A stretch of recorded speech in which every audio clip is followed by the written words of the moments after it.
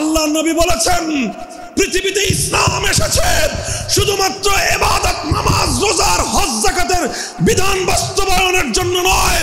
ইসলাম দুনিয়াতে আগমন করেছে, তার আগমনের অন্যতম উদ্দেশ্য হলো সমস্ত বৈষম্য দূর করে, জুলুম আর বেইনসাফি দূর করে বিশ্ব সভ্যতায় ন্যায় এবং ইনসাফ কায়েম করা।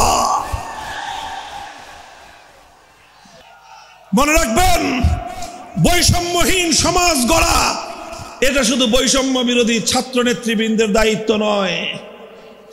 বৈষম্যহীন সমাজ গড়া এটা শুধুমাত্র বৈষম্য বিরোধী ছাত্র নেতৃবৃন্দের দায়িত্ব নয়।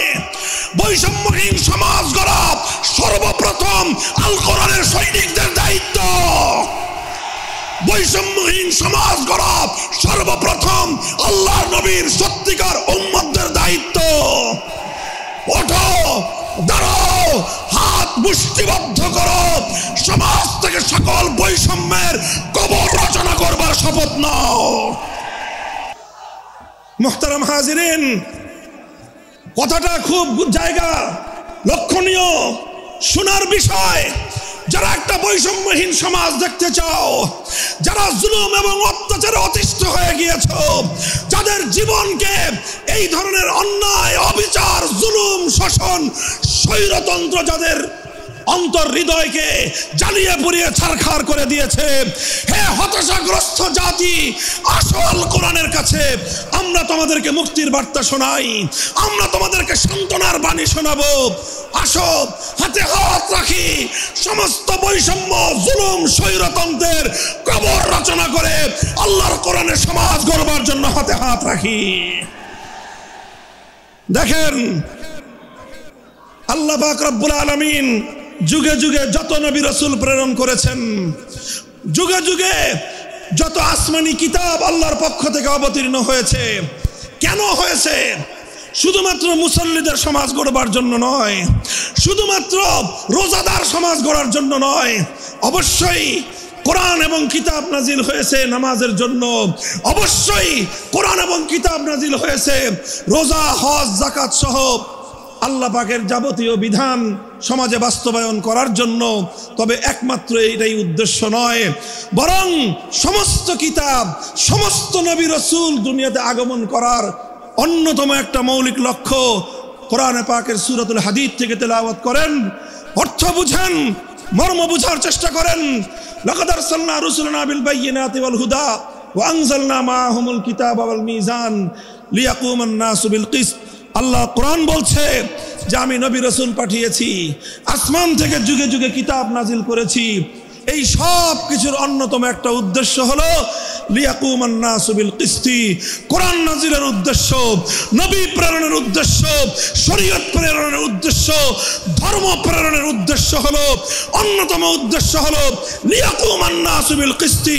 মানব সমাজ থেকে অন্যায়, অবিচার, জুলুম, শোষণ দূরীভূত করে ন্যায় এবং ইনসাফ কায়েম করা, এটাই হলো ইসলামের অন্যতম মৌলিক লক্ষ্য। যদি ইনসাফ কায়েম না করা যায়, ইসলাম অনুসরণ করা যায় না। যদি বেইনসাফের বিরুদ্ধে লড়াই না করতে পারো, মিথ্যে মুসলমানিত্বের দাবি ত্যাগ করো। তুমি যদি ইনসাফের জন্য যুদ্ধ করতে না পারো, তুমি যদি বৈষম্যের বিরুদ্ধে লড়াই করার হিম্মত না রাখো, মুসলমানের মিথ্যা দাবি করা ভণ্ডামি ছাড়া কিছুই নয়। এই জন্য আমাদেরকে বুঝতে হবে, আমাদের জীবনের অন্যতম মিশন, যে জন্য আল্লাহ তার নবীদেরকে পাঠিয়েছেন, নবীদের জীবনের মিশন যা ছিল, নবীর উত্তরাধিকারী, নবীর অনুসারীদের জীবনের মিশনও সেটাই হবে। বলেন কথা ঠিক না বেঠিক? যে পথে গিয়েছে নবীদের জীবন, সে পথে যাবে আমাদের জীবন। যেটা ছিল নবীদের ভীষণ, সেটাই হবে আমাদের ভীষণ। যদি এটাই হয় সত্য কথা, এটাই যদি হয় শপথ, তবে বৈষম্যহীন সমাজ গড়বার জন্য যা করতে হয় তাই করা আমার আর তোমার জিম্মাদারি। যদি সেজন্য আমাদেরকে ঘাম ঝরাতে হয়, ঘাম ঝরানো আমাদের দায়িত্ব। আর যদি সেজন্য চোখের অশ্রু দিতে হয়, চোখের অশ্রু দেওয়া আমাদের দায়িত্ব। যদি সম্পদের কোরবানি করতে হয়, মাল সম্পদের কোরবানি করা, সেটাই আমাদের জীবনের দায়িত্ব এবং উদ্দেশ্য। আর সর্বোপরি যদি একটি বৈষম্যহীন সমাজ করবার জন্য শাহাদাতের রক্ত দিতে হয়, আবু সাঈদদের মতো বৈষম্যের বিরুদ্ধে বুক পেতে দিয়ে জীবন দেওয়ার জন্য শপথ নিতে হবে। এই প্রস্তুত থাকবেন তো ইনশাআল্লাহ? আল্লাহর নবী বললেন এই বৈষম্য চলবে না, এই বৈষম্য জাহিলিয়াত, এই বৈষম্য মূর্খতা। সমাজের মধ্যে নিজের দলের লোক অন্যায় করলে পগার পার, বিরোধী দলের লোক অন্যায় করলে আইনের শাসন 100 ভাগের জায়গায় 200 ভাগ। নিজেরা অপরাধ করলে সেই অপরাধীকে ছাড়িয়ে নেওয়ার জন্য সমস্ত আয়োজন। বিপক্ষ মতের লোকজন অপরাধ না করা সত্ত্বেও তাদেরকে কেচোর মতো মাটির গর্ত থেকে ধরে এনে তাদেরকে বিচারের মুখোমুখি দাঁড় করানো, অন্যায়ভাবে তাদের জীবন থেকে তাদের যৌবনের সময়গুলো কেড়ে নেওয়া, বছরের পর বছর অন্ধকার কারা প্রকোষ্ঠে তাদেরকে বন্দী করে রাখা। এই জুলুম এবং অন্যায়ের অবসান যদি না ঘটাতে পারো, পুরুষ এবং যুবক মানুষ হিসেবে আল্লাহর কাছে জবাবদিহিতার সুযোগ থাকবে না। কাজেই তাফসীরুল কোরআন শুধুমাত্র কোরআনের তেলাওয়াতের জন্য নয়, তাফসীরুল কোরআন শুধু আল্লাহর কোরআনের মর্ম বোঝানোর জন্য নয়। আল্লাহর কোরআন তেলাওয়াত করতে হবে, মর্ম বুঝতে হবে, আর তালিমে হিকমতের কর্মসূচির অধীনে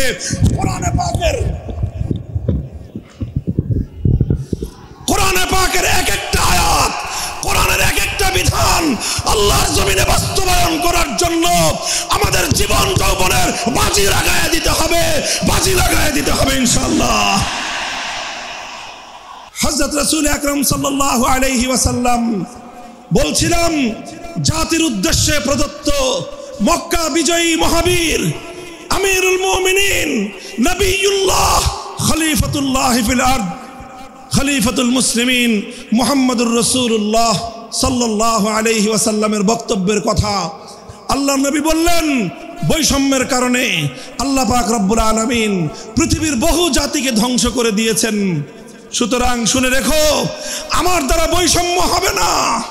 শুধু আমার বংশের লোক দেখে, আমার গোত্রের লোক দেখে, আমার রক্তের আত্মীয়তার সূত্রের কারণে আমি অপরাধ প্রমাণিত হওয়ার পরেও তার উপর কোরআনের বিধান বাস্তবায়ন করব না, এটা আমার দ্বারা সম্ভব নয়। এরপরে আল্লাহর নবী যেই কথাটি বললেন, সেই কথা যদি আল্লাহর নবী হাদিসে না বলতেন, তাহলে সেই কথা উচ্চারণ করতে আমাদের জিহ্বা কেঁপে উঠত, আমাদের বক্ষ প্রকম্পিত হতো।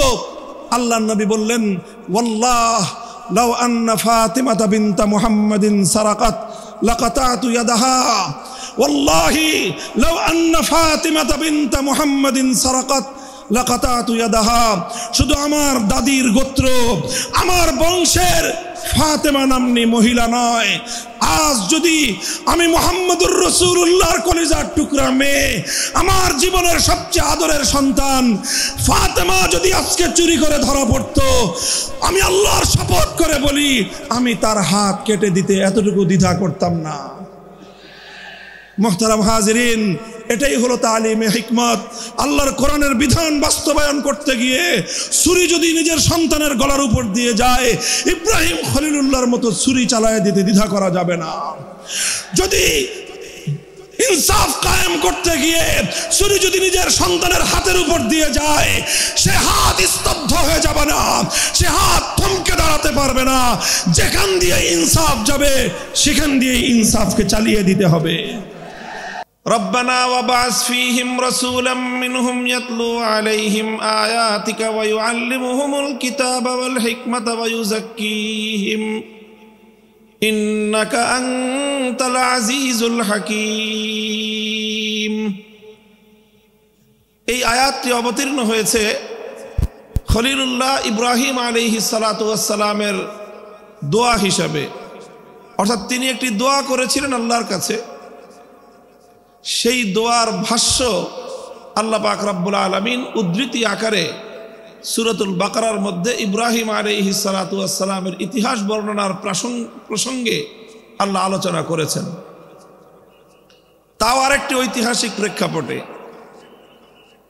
আল্লাহর নির্দেশে ইব্রাহিম আলাইহিস সালাম তার সন্তান ইসমাইল আলাইহিস সালামকে নিয়ে সেই মক্কার পাহাড়ি প্রান্তরে একটি উপত্যকায় চারিদিকে পাহাড় পরিবেষ্টিত একটি জনমানবহীন, একটি অনুন্নত, অবহেলিত একটি অঞ্চলে, পাহাড়ি অঞ্চলে, পাথুরে অঞ্চলে আল্লাহর পক্ষ থেকে আদিষ্ট হয়েছিলেন আল্লাহর ঘর বাইতুল্লাহ নির্মাণ করার জন্য।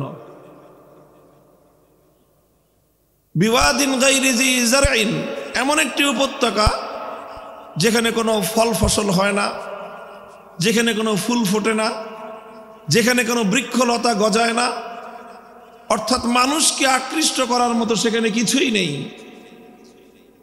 একটি খুবই ক্ষুদ্র জনবসতি, তাও অতি সম্প্রতি যেই জনবসতিটা গড়ে উঠেছে, এমন একটি অনুন্নত, জনবিচ্ছিন্ন, অনুন্নত একটি জনবসতিতে আল্লাহ পাক নির্দেশ দিলেন সেখানে যেন আল্লাহর ঘর নির্মাণ করা হয়, এবং সেই ঘরটিকেই আল্লাহ পাক রব্বুল আলামিন অনাগত ভবিষ্যতে সারা পৃথিবীর জন্য সেন্টার পয়েন্ট হিসেবে, সারা পৃথিবীর মার্কাজ হিসেবে আল্লাহ সেটাকে বিশ্ববাসীর জন্য গ্রহণযোগ্য করবেন, এবং সারা পৃথিবীর নেতৃত্ব প্রদান করা হবে এই বাইতুল্লাহ থেকে, আল্লাহর ঘর থেকে, এবং সারা দুনিয়ার মানুষের কেন্দ্রবিন্দুতে পরিণত হবে এই ঘর। আল্লাহ পাক সেই ঘর নির্মাণ করার নির্দেশ দিলেন তার খলিলকে। স্বাভাবিকভাবেই খলিলুল্লাহ ইব্রাহিম আলাইহিস সালাতু ওয়াস সালামের কাছে এটা একটা বিস্ময় ছিল যে এমন একটা জনপদ, যেই জনপদে না আছে মানুষ, না আছে মানুষকে আকৃষ্ট করার মতো কোনো জিনিস, সেই জনপদের জনবিচ্ছিন্ন একটি পাহাড়ে পাথুরে ভূমিতে এই ঘরটি নির্মাণ করা হলে সেই ঘর কিভাবে সারা দুনিয়ার মানুষের জন্য কেন্দ্রে পরিণত হবে, কিভাবে? এটাকে কেন্দ্রে পরিণত করতে হলে প্রয়োজন হবে এখানে কেন্দ্রীয় কিছু কর্মসূচির, যেই কর্মসূচির মাধ্যমে আল্লাহর ঘর বাইতুল্লাহ সারা পৃথিবীর মানুষের জন্য কেন্দ্রে পরিণত হবে, এখানে একটা মার্কাজ গড়ে উঠবে।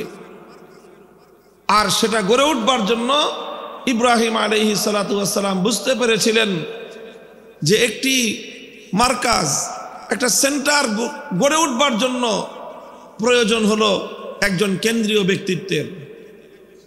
এই জন্য ইব্রাহিম আলাইহিস সালাতু ওয়াস সালাম আল্লাহর কাছে দোয়া করলেন বাইতুল্লাহ নির্মাণ করে, যে আল্লাহ, এই ঘর তোমার ঘর কাবা, এই কাবা সারা দুনিয়ার মানুষের কেন্দ্রবিন্দুতে যদি পরিণত হতে হয়, তাহলে এখানে তুমি এমন একজন মহামানব পাঠাও, যেই মহামানব তার কর্মসূচির মাধ্যমে সারা দুনিয়ার মানুষকে বাইতুল্লাহর দিকে আকৃষ্ট করবে, এবং বাইতুল্লাহর দিকে সারা পৃথিবীর মানুষের মন, মস্তিষ্ক এবং তাদের মনোযোগকে নিবিষ্ট করবে, আকৃষ্ট করতে পারবে।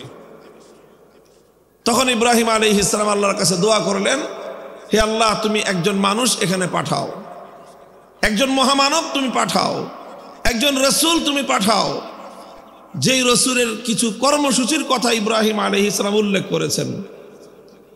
ইব্রাহিম আলাইহিস সালাম তার দোয়ার মধ্যে যেই রসুলের জন্য তিনি কামনা ব্যক্ত করেছেন, দোয়া করেছেন আল্লাহর কাছে, সেই রসুলের জন্য তিনি 4টি কর্মসূচি এবং 4টি বৈশিষ্ট্যের কথা উল্লেখ করেছেন। বিস্ময়কর বিষয় হলো ইব্রাহিম আলাইহিস সালাতু ওয়াস সালাম যেই 4টি বৈশিষ্ট্যের কথা উল্লেখ করেছিলেন, তার দোয়ার মধ্যে তার সেই কামনীয় মহান রসুলের জন্য 6000 বছর পরে আল্লাহ পাক রব্বুল আলামিন যখন সেই মক্কার মাটিতে, সেই মক্কার ভূখণ্ডে, সেই বাইতুল্লাহর নগরে তিনি যখন ইব্রাহিম আলাইহিস সালামের দোয়ার সেই স্বপ্ন পুরুষ মুহাম্মদুর রাসূলুল্লাহ সাল্লাল্লাহু আলাইহি ওয়াসাল্লামকে আল্লাহ নবুয়ত দিয়ে প্রেরণ করলেন, তখনও আল্লাহ পাক রব্বুল আলামিন এই মহান নবীর কর্মসূচি হিসেবে সেই 4টি বিষয়কেই উল্লেখ করলেন, যেই চারটি বিষয়কে উল্লেখ করে ৬০০০ বছর আগে ইব্রাহিম আলাইহিস সালাম এরকম একজন মহামানব পাঠানোর জন্য আল্লাহর কাছে আকুতি জানিয়েছিলেন। ইব্রাহিম আলাইহিস সালাম বলেছিলেন, রব্বানা ওয়াবআস ফীহিম রাসূলাম মিনহুম ইয়াতলু আলাইহিম আয়াতিকা ওয়া ইউআল্লিমুহুমুল কিতাবা ওয়াল হিকমাহ ওয়া ইউযাক্কিহিম ইন্নাকা আনতাল আজিজুল হাকীম। আমরা এখানে ধারাবাহিকভাবে ইব্রাহিম আলাইহিস সালামের দোয়া এবং ৬০০০ বছর পরে সেই দোয়ার স্বপ্ন প্রতিশ্রুত পুরুষ মুহাম্মদুর রাসূলুল্লাহ সাল্লাল্লাহু আলাইহি ওয়াসাল্লামের আগমনের প্রাক্কালে আল্লাহ পাক রব্বুল আলামিন সেই নবীর যেই কর্মসূচিগুলো উল্লেখ করেছেন, ধারাবাহিকভাবে সেই চারটি কর্মসূচির আমরা আলোকপাত করব, আলোচনা করব। এটাই হলো আজকে আমার তাফসীরুল কোরআনের আলোচ্য বিষয়। প্রথম কর্মসূচির কথা আল্লাহ পাক বলেছেন। আরেকটি গুরুত্বপূর্ণ এখানে পয়েন্ট হলো আলোচনার, যেই চারটি কর্মসূচির কথা ইব্রাহিম আলাইহিস সালামের দোয়ার মধ্যেও এসেছে এবং সেই দোয়ার বাস্তবায়ন যখন আল্লাহ ঘটিয়েছেন, কবুল করেছেন, কবুল করে তার বাস্তবায়ন ঘটানোর সময় নবীকে আল্লাহ পাঠিয়ে যেই কর্মসূচিগুলির কথা বলেছেন, চারটি কর্মসূচি, এই চারটি কর্মসূচি একটি বিষয়কে কেন্দ্র করে আবর্তিত হয়েছে, আর সেই বিষয়টি হলো মহাগ্রন্থ আল কোরআনুল কারীম। কোরআনকে কেন্দ্র করেই আল্লাহ নবীর বৈপ্লবিক সকল কর্মসূচি নিবিষ্ট হয়েছে, কেন্দ্রীভূত হয়েছে। মূল হলো কোরআন, কিতাবুল্লাহ। এই কিতাবুল্লাহকে কেন্দ্র করেই রাসূলুল্লাহ তিনি তার যাবতীয় কর্মসূচি পালন করেছেন, তিনি তার যাবতীয় কর্মকাণ্ড পরিচালনা করেছেন, তিনি তার বিপ্লব সাধন করেছেন। সুতরাং রাসূলুল্লাহর আনিত মহান বিপ্লবের কেন্দ্রীয় পয়েন্ট হলো, কেন্দ্রীয় বিষয় হলো কিতাবুল্লাহ। মুহতারাম হাজিরিন, আলোচনার শুরুতেই আমি স্পষ্ট ভাষায় বলে দিতে চাই এবং আমার সম্মুখে উপস্থিত লাখো জনতার এই মজমাকে আমি লক্ষ্য করে বলতে চাই, আজও যদি ঘুণে ধরা এই সমাজকে পরিবর্তন করতে হয়, একবিংশ শতাব্দীর আধুনিক শক্তিমান এই জাহেলিয়াত আর এই বর্বরতাকে যদি নির্মূল করে সত্যিকার মানবতার ফুল বাগান তৈরি করতে হয়, কিতাবুল্লাহকে কেন্দ্র করে রাসূলুল্লাহর আনিত অনুসৃত নীতি এবং আদর্শের মাধ্যমে সেটা সম্ভব। কাজে আমাদেরকে আবার, যারা আমরা আল্লাহর কিতাবুল্লাহর অনুসারী, যারা আমরা রাসূলুল্লাহর উম্মত, কিতাবুল্লাহর অনুসারী রাসূলুল্লাহর উম্মতদেরকে আবার সেই রাসূলুল্লাহর আদর্শ কিতাবুল্লাহর অনুসরণের মাধ্যমে সমস্ত তন্ত্র মন্ত্রের কবর রচনার মধ্য দিয়ে নতুন বিশ্ব ব্যবস্থা গড়ে তুলতে হবে, নতুন বিশ্ব ব্যবস্থার জাগরণ ঘটাতে হবে।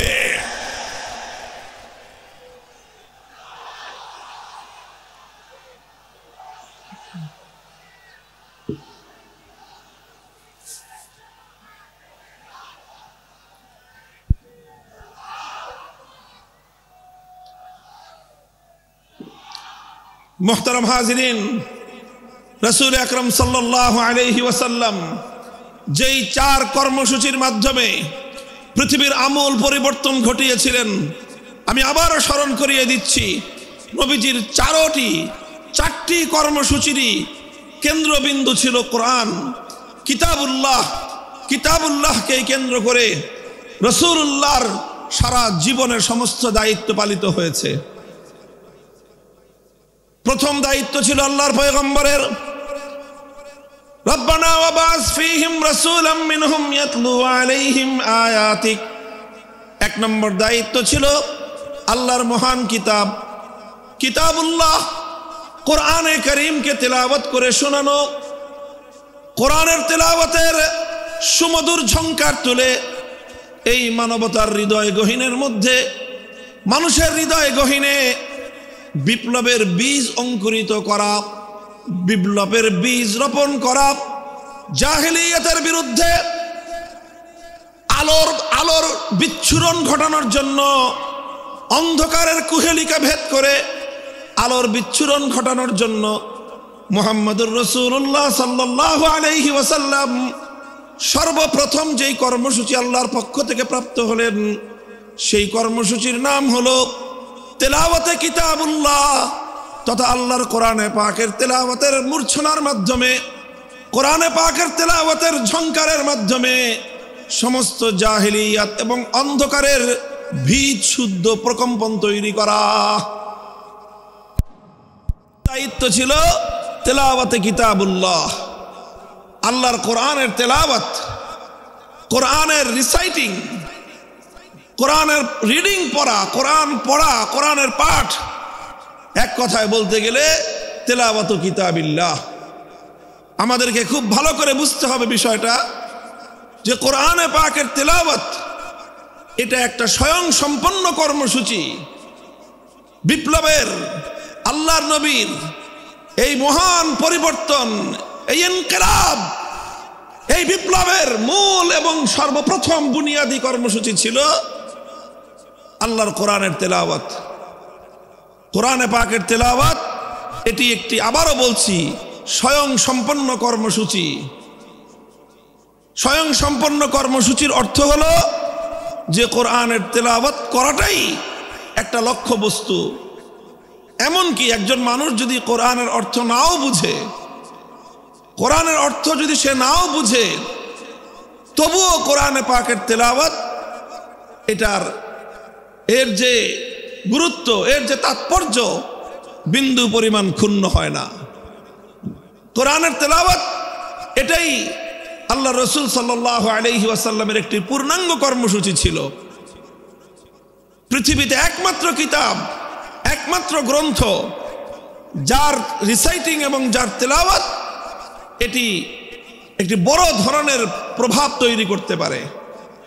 পৃথিবীর অন্য কোনো গ্রন্থ, অন্য কোনো কিতাবের অর্থ না বুঝে পাঠ করা, অর্থ না বুঝে সেটি পড়া, এর কোনো প্রভাব নাই। সেটা যে কোনো বিষয়বস্তুর গ্রন্থ হোক, বই হোক। আপনি দর্শনের বই, সাহিত্যের বই, সায়েন্সের বই, মেডিকেলের যত বইপত্র এগুলো পড়েন, যে কোনো একজন পাঠক যদি পড়ে আর যদি সে তার মর্ম না বুঝে, তার অর্থ না বুঝে, তাহলে সাহিত্যের বই পাঠ করে মর্ম না বুঝলে সাহিত্যের কিছুই শিখতে পারবে না। দর্শনের বই না বুঝে পড়লে কোনো লাভ নাই। সায়েন্স বিজ্ঞানের বই না বুঝে পড়লে কোনো লাভ নাই। মেডিকেলের বই না বুঝে পড়লে কোনো উপকারিতা হবে না, এক্সেপ্ট আল কোরআনুল করিম। পৃথিবীতে একমাত্র কিতাব কোরআনে পাক, যে কোরআন না বুঝে পড়লেও সেই কোরআন মানুষের হৃদয়ের মধ্যে তার অ্যাকশন এবং তার প্রভাব তৈরি করে থাকে। কোরআনে পাকের তেলাওয়াতের মধ্যে আল্লাহ পাক রব্বুল আলামিন সেই মাহাত্ম্য রেখেছেন, সেই তাৎপর্য রেখেছেন। আমরা তাফসীর, হাদিস, তাফসীর এবং সিয়ারুস সাহাবায়ে কেরামের জীবনীতে তার অসংখ্য দৃষ্টান্ত খুঁজে পাই। আবু বকর সিদ্দিক রাদিয়াল্লাহু তাআলা আনহুর জীবনীতে, ইতিহাসের কিতাবে একটি ঘটনা লিপিবদ্ধ হয়। হযরত আবু বকর রাদিয়াল্লাহু আনহু একবার তিনি মক্কা ছেড়ে চলে যাচ্ছেন। পথিমধ্যে আরবের একজন প্রভাবশালী গোত্রীয় নেতা, প্রধান, ইবনুদ দাগিনাহ তার নাম, তার সঙ্গে দেখা। ইবনুদ দাগিনা জিজ্ঞাসা করলেন, আবু বকর কোথায় যাও? তিনি বললেন যে মক্কায় আর আমার থাকার উপায় নেই। মক্কার মানুষ আমাকে চরম উত্ত্যক্ত করেছে, আমাকে অনেক আমার অমর্যাদা করেছে, আমার উপর নির্যাতন চালিয়েছে, কাজে আমি আর মক্কায় থাকবো না, আমি মক্কা ছেড়ে চলে যাচ্ছি। ইবনুদ দাগিনা বলল যে আবু বকর, তোমার মতো মানুষ যদি মক্কা থেকে চলে যায়, তোমার মতো সোনার মানুষ, তোমার মতো নরম এবং মানুষের কল্যাণকামী মানুষ, পরোপকারী একজন মানুষ যদি মক্কা থেকে চলে যায়, তাহলে মক্কার জন্য এটা একটা কলঙ্কের জনক অধ্যায় হবে। লোকেরা বলবে যে মক্কার মানুষ ভালো না, আবু বকরের মতো একজন সোনার মানুষ তাদের সাথে থাকতে পারে না। সুতরাং তোমার মক্কা ছেড়ে চলে যাওয়া চলবে না, তুমি আমার সাথে চলো। আমি দায়িত্ব গ্রহণ করছি যে মক্কায় তোমাকে কেউ কোনো ধরনের ডিস্টার্ব করবে না, তোমাকে কেউ উৎপাত করবে না, আমি তার দায়িত্ব নিচ্ছি। ইবনুদ্দাকিনা আবু বকর সিদ্দিক রাদিয়াল্লাহু তাআলা আনহুকে নিয়ে মক্কায় আসে। মক্কার লোকজনদেরকে ডাক দিয়ে বলে, তোমরা আবু বকরের সঙ্গে কেন দুর্ব্যবহার করো? কেন তোমরা আবু বকরকে উত্ত্যক্ত করো? কেন তার উপর নির্যাতন চালাও? আবু বকর যদি তোমাদের মক্কা ছেড়ে চলে যায়, সেটা হবে মক্কার মানুষের জন্য, মক্কার জন্য চরম অসম্মানের একটা বিষয়। মক্কার বাসীর জন্য এটা হবে একটা বদনামের কারণ। সুতরাং আবু বকরকে তোমরা উত্ত্যক্ত করো না, তাকে তোমরা নির্যাতন চালিও না। আবু বকরকে তার মতো মক্কায় থাকতে দাও, কারণ আবু বকর তো কোনো মানুষের ক্ষতি করে না, মানুষের কল্যাণ করে। নিজে আহার না খেয়ে অনাহারী মানুষের মুখে আহার তুলে দেয়, মানুষের সে কল্যাণ সাধন করে। মক্কার লোকেরা তখন জবাব দিল যে আবু বকর যদি মক্কায় থাকতে চায় থাকুক, আমাদের কোনো আপত্তি নাই। এমনকি আবু বকর আমাদের বাপ দাদার ধর্ম ত্যাগ করে মুহাম্মাদের ধর্ম গ্রহণ করেছে, এই ব্যাপারেও আমরা আর আপত্তি করব না। মুহাম্মাদের ধর্ম ত্যাগ শুধু গ্রহণ করেছে তাই নয়, বরং সে মুহাম্মাদের ধর্ম মানুষের মধ্যে প্রচার করবার জন্য কাজ করে, সেটাও না হয় আমরা মেনে নিলাম। কিন্তু আবু বকরকে যদি মক্কায় থাকতে হয়, আমাদের শুধুমাত্র একটি শর্ত মানতে হবে। আবু বকর আল্লাহর কোরআনের তেলাওয়াত করে, কালামুল্লাহ শরীফের তেলাওয়াত করে, সে তেলাওয়াত করুক, সেটাতেও আমরা বাধা দিব না।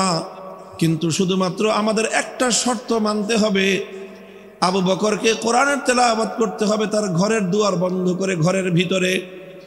ঘরের দুয়ার খুলে উঠোনে দাঁড়িয়ে, উন্মুক্ত প্রান্তরে দাঁড়িয়ে আবু বকর আল্লাহর কোরআন তেলাওয়াত করে, এটা করতে পারবে না। ইবনুদ্দাকিনা জিজ্ঞাসা করলো, কারণ কি? ঘরটারও মালিক আবু বকর, ঘরের যে উঠোন সেই উঠোনের মালিকও আবু বকর।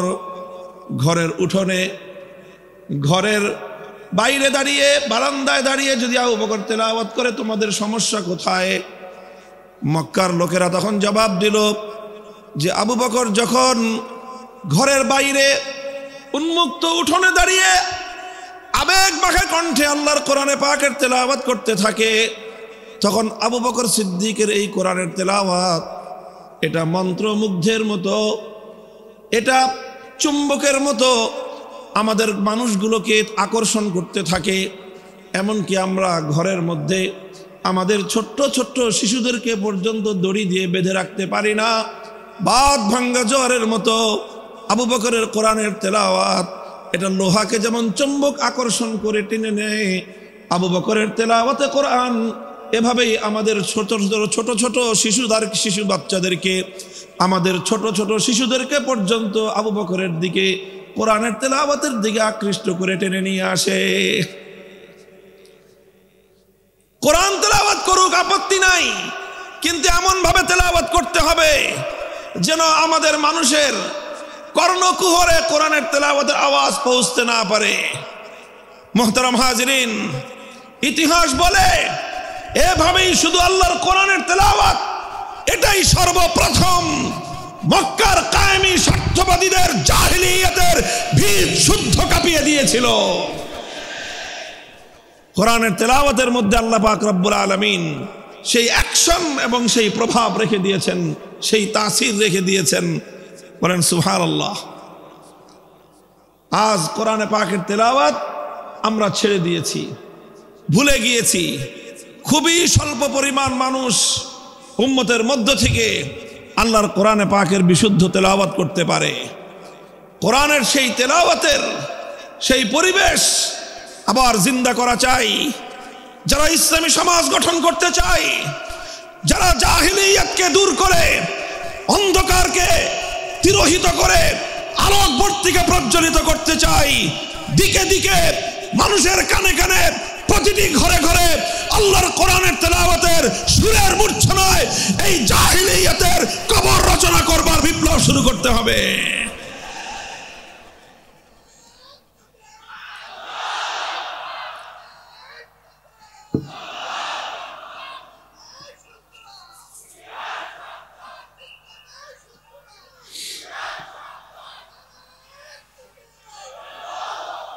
হুয়াল্লাযী বা'আসা ফিল উম্মিয়্যিনা রাসূলাম মিনহুম ইয়াতলু আলাইহিম আয়াতিহি ওয়া ইউআল্লিমুহুমুল কিতাবা ওয়াল হিকমাহ। নবী আকরাম সাল্লাল্লাহু আলাইহি ওয়াসাল্লামের 1 নম্বর কর্মসূচি ছিল তেলাওয়াতে কালামে পাক, তেলাওয়াতে কিতাবুল্লাহ। আলহামদুলিল্লাহ, আজকের সমাজেও মাদ্রাসাগুলোর মধ্যে, শিক্ষা প্রতিষ্ঠানগুলোর মধ্যে, বিশেষ করে মক্তব এবং তাহফিজুল কোরআন বিভাগ, হিফজ বিভাগে এই বিশুদ্ধ তেলাওয়াতের চর্চা চলছে। আমরা আজকের এই 5ই আগস্ট পরিবর্তিত বিপ্লবোত্তর বাংলার এই মাটিতে একটা স্পষ্ট আহ্বান জানাতে চাই, একটা দাবি তুলতে চাই। গোটা বাংলার 18 কোটি তাওহীদি জনতার এক কণ্ঠে আওয়াজ তুলতে চাই। আমাদের জাতীয় শিক্ষা ব্যবস্থায় প্রতিটি স্কুলে, প্রাইমারি স্কুলে আমার সন্তানদেরকে জাতীয় শিক্ষা ব্যবস্থার অন্তর্ভুক্ত করে বিশুদ্ধ কোরআন তেলাওয়াত শিক্ষার ব্যবস্থা করতে হবে। যদি স্কুলগুলোতে আমাদের সোনামণিদেরকে আল্লাহর কোরআনের সঠিক শিক্ষা, তেলাওয়াত শিক্ষা দেওয়া শুরু হয়, এই আমার বাংলাদেশকে আর কোন শক্তি বিপদগামী করতে পারবে না, বিপদগামী করতে পারবে না ইনশাআল্লাহ।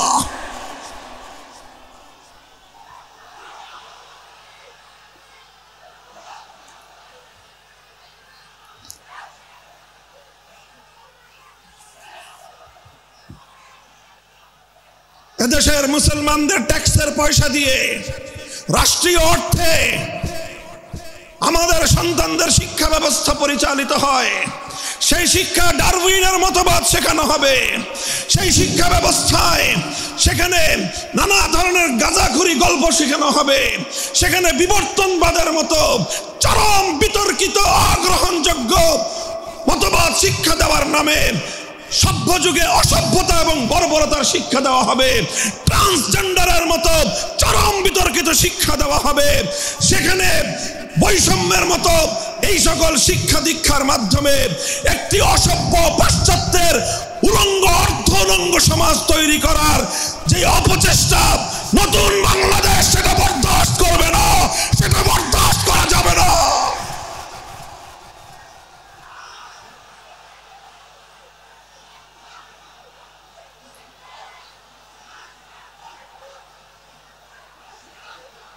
এই জন্য আমরা যে কথা বলছি, কোরআনকে ঘরে ঘরে পৌঁছাতে হবে। প্রতিটি শিশুর হৃদয়ে আল্লাহর কোরআনের আলো জ্বালতে হবে। আমাদের জাতীয় শিক্ষা ব্যবস্থায় প্রতিটি প্রাইমারি স্কুলে একজন কোরআনের শিক্ষক নিয়োগ দিয়ে বিশুদ্ধ তেলাওয়াতের এই আওয়াজ আজ বাংলাদেশে গণদাবিতে পরিণত করতে হবে। নিজেদের অধিকার যদি স্বাভাবিকভাবে আদায় না হয়, যে কোনো মূল্যে আগামী ভবিষ্যৎ প্রজন্মের ঈমান এবং আকীদা রক্ষার জন্য আদায় করে নিতে হবে, আদায় করে নিতে হবে।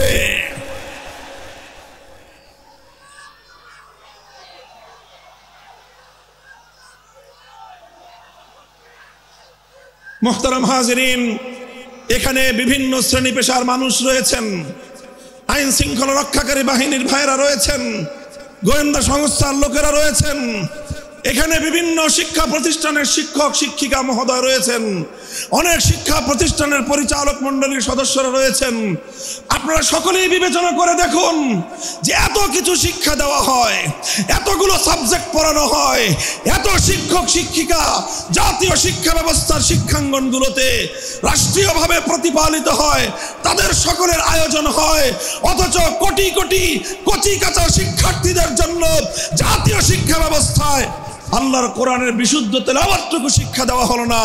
একটি মুসলিম জাতি হিসেবে আমাদের জন্য এর চেয়ে দুঃখজনক, এর চেয়ে লজ্জাজনক আর কোনো বিষয় থাকতে পারে না। এমন বাংলাদেশ দেখার জন্য শরীয়তুল্লাহরা রক্ত দেয় নাই, এমন বাংলাদেশ দেখার জন্য তিতুমিররা বাঁশের কেল্লা গড়ে নাই। আমাদেরকে অনেক বঞ্চিত করা হয়েছে, আমাদেরকে বিপদগামী করার জন্য জাতীয় আন্তর্জাতিক আভ্যন্তরীণ এবং বহির শত্রুরা একযোগে অনেক ষড়যন্ত্র করেছে। এবার সমস্ত ষড়যন্ত্রের জাল ছিন্ন করবার সময় এসেছে। আমরা সকলেই যদি যার যার জায়গা থেকে এই আওয়াজ উঠাই যে সব শিক্ষা থাকতে পারবে, সমস্ত কিছু শিখবে আমাদের শিক্ষার্থীরা, প্রাইমারি লেভেলে অন্তত বিশুদ্ধ তেলাওয়াতের শিক্ষা থাকবে না কেন? আল্লাহ পাক রব্বুল আলামিন আমাদের এই ঈমানি দাবি উপলব্ধি করে এই রাষ্ট্র ব্যবস্থাকে যথাযথ পদক্ষেপ গ্রহণ করার তৌফিক দান করুন। এটা ছিল প্রথম কর্মসূচির কথা বলছিলাম। ইয়াতলু আলাইহিম আয়াতিক, এমন একজন পয়গম্বর যেই পয়গম্বরের প্রথম কর্মসূচি হবে আল্লাহর কোরআনকে তেলাওয়াত করে শোনানো, কোরআনে পাকের রিসাইটিং, কোরআনের পাঠ, কোরআনের রিডিং পড়ে শোনানো। এটাই হলো একটা বৈপ্লবিক কর্মসূচি।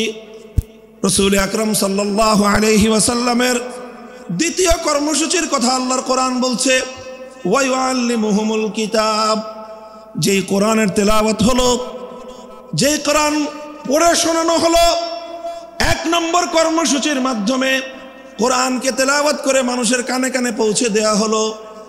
এরপরে দ্বিতীয় কর্মসূচির শুরু হলো।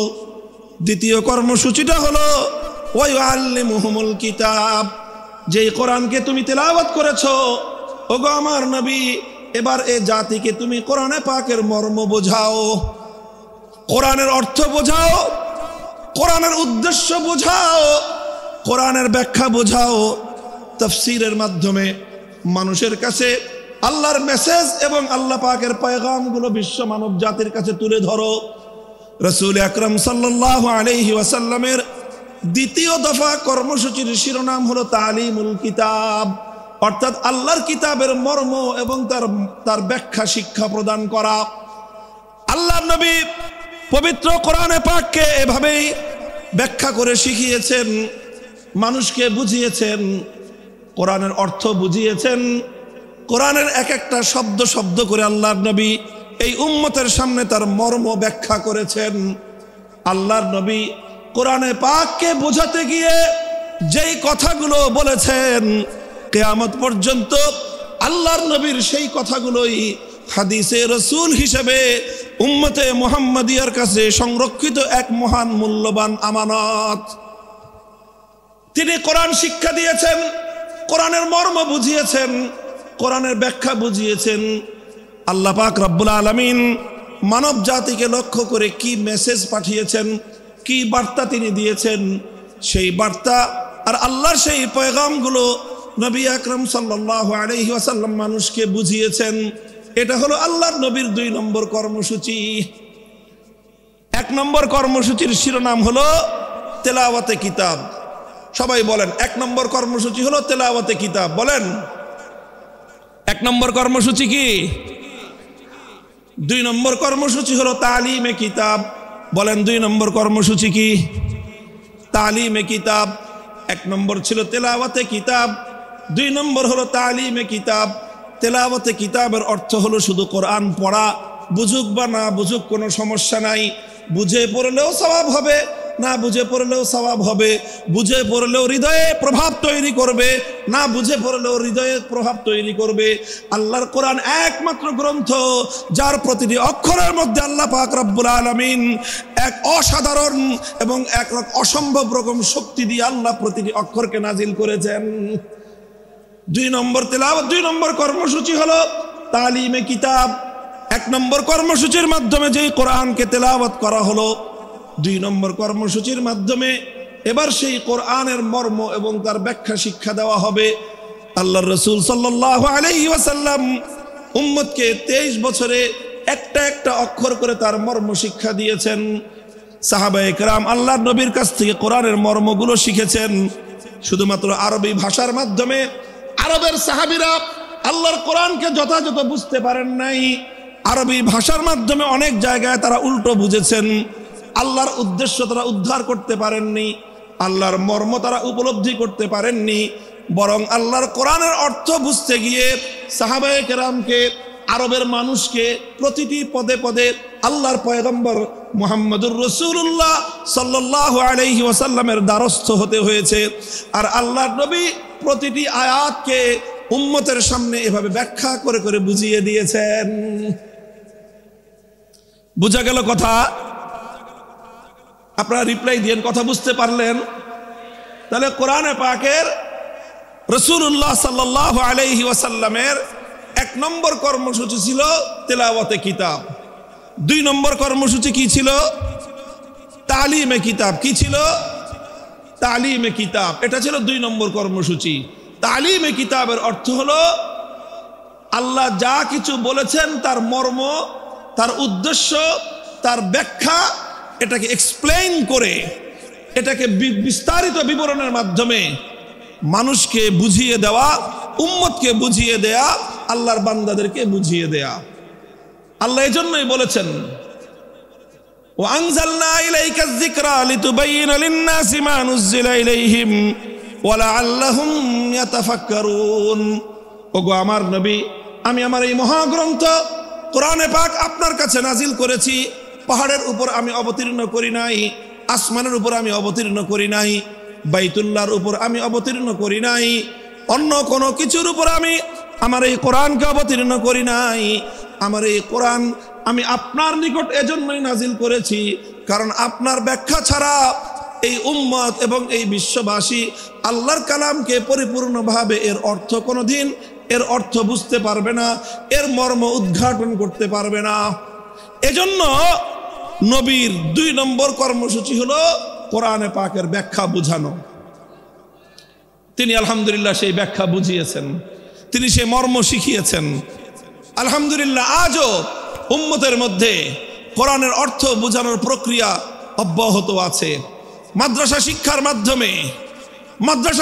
মাধ্যমে এদেশের সোনার সন্তানদেরকে 10 বছরের দীর্ঘ কারিকুলামের মাধ্যমে কোরআনের ব্যাখ্যা শেখানো হয়। 5 বছরের কারিকুলামের মাধ্যমে তাদেরকে কোরআনের তেলাওয়াত শেখানো হয়েছে। এরপরে 10 বছরের শিক্ষা কারিকুলামের মাধ্যমে তাদেরকে কোরআনের ব্যাখ্যা শেখানো হয়। আর এভাবে উলামায়ে কেরাম তাফসীর গ্রন্থ লিখে লিখে, কোরআনে পাকের অনুবাদ গ্রন্থ লিখে লিখে মানুষের কাছে কোরআনের পয়গাম পৌঁছে দেওয়ার মাধ্যমে কোরআনের ব্যাখ্যা এবং মর্ম জাতির কাছে পৌঁছে দেওয়ার চেষ্টা করেছেন। আর এই রকম বাংলার প্রত্যন্ত অঞ্চলে, গ্রাম বাংলার শহর নগর বন্দরে তাফসীরুল কোরআন মাহফিলগুলোর মাধ্যমে এ জাতির সোনার সন্তান, এ জাতির শ্রেষ্ঠ সন্তান আলেম সমাজ এভাবেই শতাব্দী কাল পর্যন্ত এদেশের মানুষের কাছে কোরআনের বাণী, কোরআনের পয়গাম পৌঁছে দেওয়ার জন্য তাফসীরুল কোরআন মাহফিলগুলোর আয়োজন করছেন। এটা গেল 2য় দফা কর্মসূচি। কাজেই কোরআনের মর্ম বোঝার দরকার আছে না নাই? এটা বড় আশ্চর্যজনক বিষয়, বড় দুঃখজনক মর্মান্তিক একটা বিষয় আছে। বহু মানুষ, বহু ভাই বোন আমাদের মাঝে এমন খুঁজে পাওয়া যাবে, অনেক কিছু তারা পড়াশোনা করেছেন জীবনে, অনেক পড়াশোনা করেছেন, রাজনীতি নিয়ে পড়াশোনা করেছেন, অর্থনীতি নিয়ে পড়াশোনা করেছেন, সাহিত্য নিয়ে পড়াশোনা করেছেন, দর্শন নিয়ে পড়াশোনা করেছেন, নভেল নাটক পড়ার তো কোনো ইয়ত্তা নাই। কত ধরনের পড়াশোনা, একাডেমিক পড়াশোনা, একাডেমির বাইরে বিভিন্ন পাঠ্যপুস্তকের বাইরে কত কিছুর পড়াশোনা অনেক মানুষ আমরা করি। কিন্তু বহু মানুষ, আল্লাহর অনেক এমন বান্দা, আল্লাহর নবীর এমন অনেক উম্মত রয়ে গিয়েছে, জীবনের 60, 70, 80 বছর বয়সে অন্তত একবারের জন্য হলেও আল্লাহর কোরআনের সূরাতুল ফাতিহার আলহামদুলিল্লাহ থেকে সূরাতুন নাসের মিনাল জিন্নাতি ওয়ান নাস পর্যন্ত পূর্ণ কোরআনে পাকের ব্যাখ্যা তো দূরের কথা, অনুবাদটুকুও একবার কেউ পড়ে দেখে নাই। এমন মানুষ সমাজে আছে না নাই? বলেন আছে না নাই? আমি মনে করি যারা এই কাজটুকু আমরা করি নাই, তারা আমরা আল্লাহর পক্ষ থেকে আমাদের প্রতি নাজিলকৃত আল্লাহর সর্বশ্রেষ্ঠ নিয়ামত আল্লাহর কোরআন কিতাবুল্লাহর সঙ্গে আমরা বিশ্বাসঘাতকতা করেছি, চরম দায়িত্বহীনতার পরিচয় দিয়েছি। শপথ নিন, যারা অন্তত এই কাজটা করেননি, জীবনের অবশিষ্ট সময়ে হলেও ধাপে ধাপে প্রতিদিন 1 পৃষ্ঠা 2 পৃষ্ঠা 1 রুকু 2 রুকু করে 1 সূরা 2 সূরা করে অল্প অল্প করে হলেও পূর্ণ কোরআনে পাকের ব্যাখ্যা না পড়তে পারেন, অন্তত গ্রহণযোগ্য নির্ভরযোগ্য কোনো ব্যক্তির আলেমের লিখিত কোরআনের অনুবাদ অন্তত একবার পড়বো। আমরা পড়বো তো সবাই ইনশাআল্লাহ? কারা কারা পড়বেন বলেন তো? আল্লাহ পাক কবুল করেন।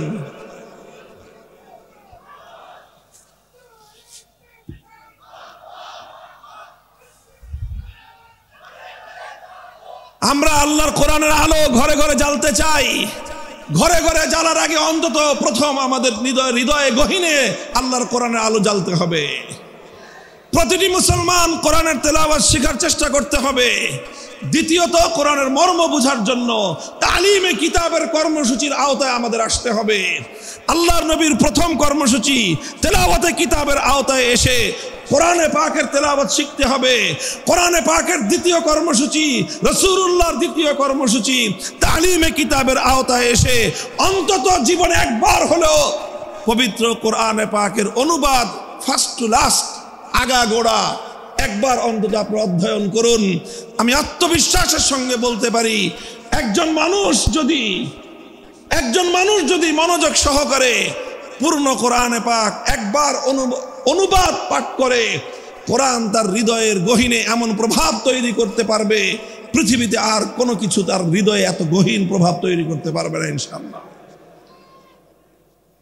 এটা গেল দ্বিতীয় দফা কর্মসূচি। 3 নম্বর কর্মসূচি হলো আল্লাহর পয়গম্বরের ওয়া ইউআল্লিমুহুমুল কিতাবা ওয়াল হিকমাহ, তালিমে হিকমত। 3 নম্বর কর্মসূচি হলো তালিমে হিকমত। কি বললাম বলেন তো? তালিমে হিকমত বলেন সবাই, তালিমে হিকমত। 1 নম্বর কর্মসূচি ছিল তেলাওয়াতে কিতাব, 2 নম্বর কর্মসূচি ছিল তালিমে কিতাব। আল্লাহর নবীর 3 নম্বর কর্মসূচি হলো তালিমে হিকমত। 3 নম্বর কর্মসূচি কি? জোরে বলেন। তালিমে হিকমত। তালিমে হিকমত কি জিনিস?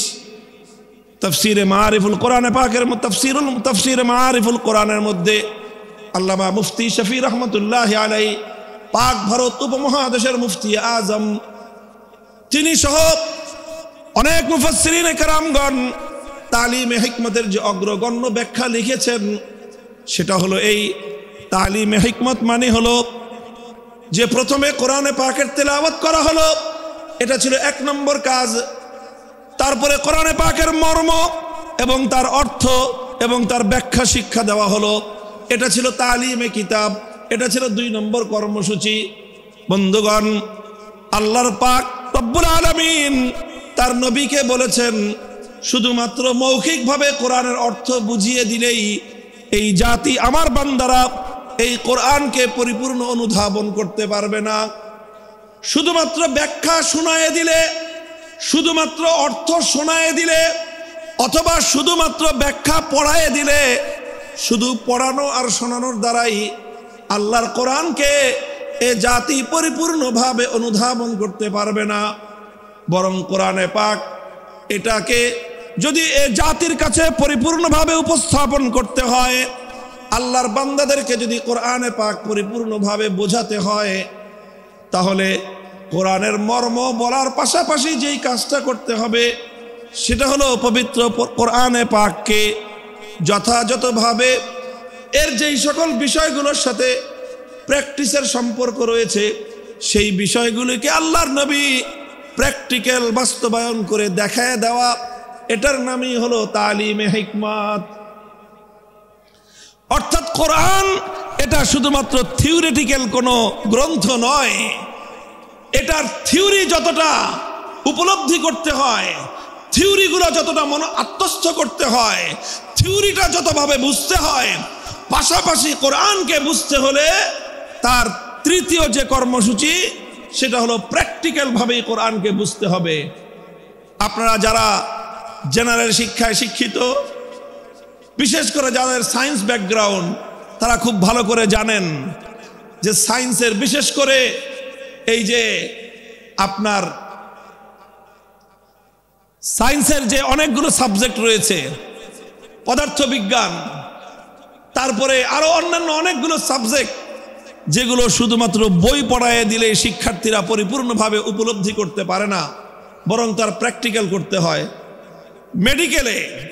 মেডিকেলে তো এই বিষয়টা আরো চরমভাবে এটা বাস্তব বিষয় যে মেডিকেলের কোনো বিষয় শুধুমাত্র শিক্ষক শিক্ষিকারা লেকচার দিয়ে স্টুডেন্টদেরকে বুঝিয়ে দিতে পারে না। শুধুমাত্র লেকচার শুনে, বই পড়ে কোনো একজন ছাত্র কোনোদিন ডাক্তার হতে পারে না।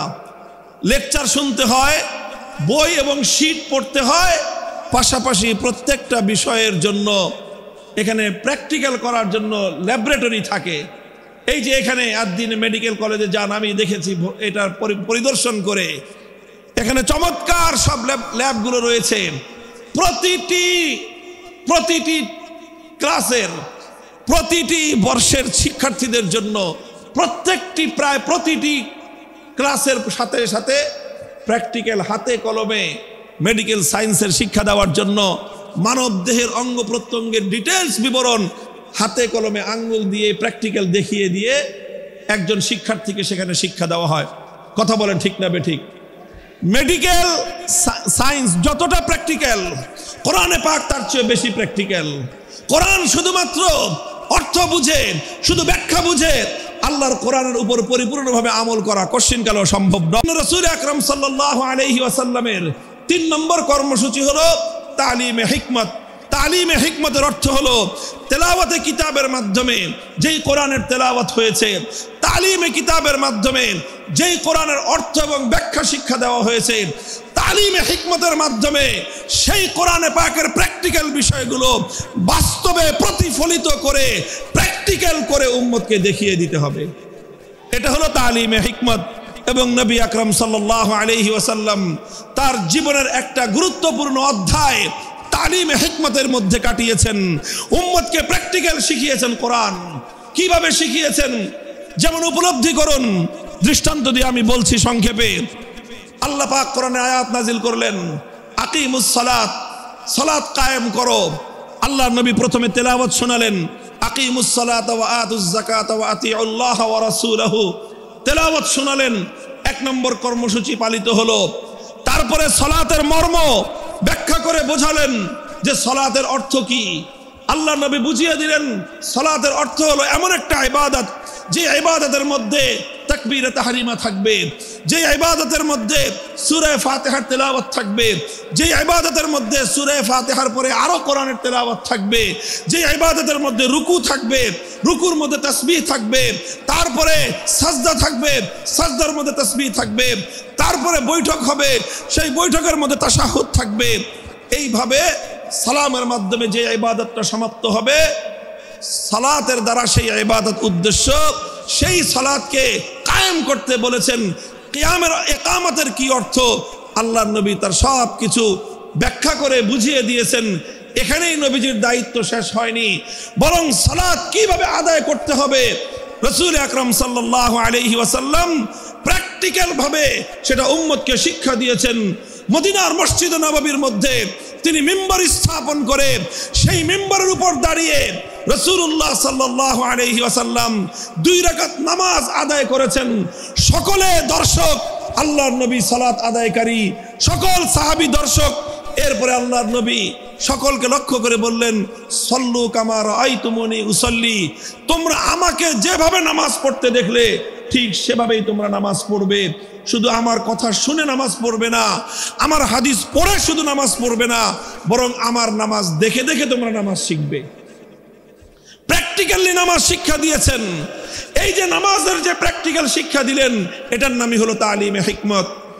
এটা শুধু নামাজের ক্ষেত্রেই নয়, জীবনের প্রতিটি ক্ষেত্রে প্রত্যেকটি কর্মকাণ্ড একজন মুমিনের প্রতিটি কর্মকাণ্ডের প্র্যাকটিক্যাল নমুনা আল্লাহর নবীর জীবন থেকে গ্রহণ করতে হয়।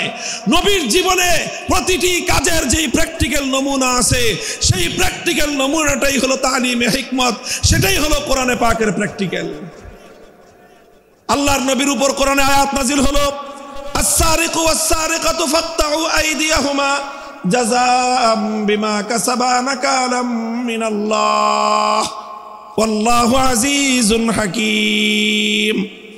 আয়াত নাজিল হলো, নবীজি তেলাওয়াত করে শোনালেন, 1 নম্বর দায়িত্ব পালন হলো। তারপরে চুরি, চোর নারী হোক পুরুষ হোক, সেই চোরের সংজ্ঞা শিখালেন যে মানুষ কখন চোর সাব্যস্ত হয়, কতটুকু সম্পদ কিভাবে চুরি করলে এটা কোরআনে পাকের ভাষায় চুরি বলে সাব্যস্ত হবে। তারপরে সেই চুরির অপরাধ সাব্যস্ত হতে হলে কি লাগবে, আল্লাহর নবী সেটাকে ব্যাখ্যা করে বোঝালেন। ব্যাখ্যা করে শুধু মৌখিকভাবে বুঝিয়ে দিয়েই আল্লাহর নবীর দায়িত্ব ক্ষান্ত হয়নি, বরং যখন জমিনের মধ্যে চুরির অপরাধ যখন সংগঠিত হয়েছে, সেই অপরাধ সংগঠিত হওয়ার পর আল্লাহর কিতাবের ব্যাখ্যা অনুযায়ী, আল্লাহর কোরআনের নির্দেশ অনুযায়ী তিনি প্র্যাকটিক্যাল ভাবে চুরির শাস্তি প্রয়োগ করে দুনিয়াবাসীকে দেখিয়ে দিয়েছেন যে এই আয়াতের প্র্যাকটিক্যাল কিভাবে করতে হয়।